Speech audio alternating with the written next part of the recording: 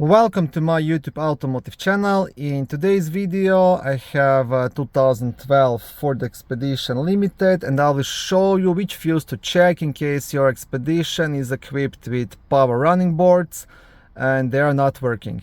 This video will apply to Ford Expeditions made from 2009 all the way up to 2014.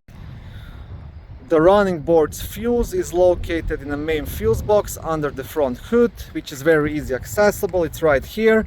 Now to lift the cover you will have two black tabs, one on the right side and one on the left side.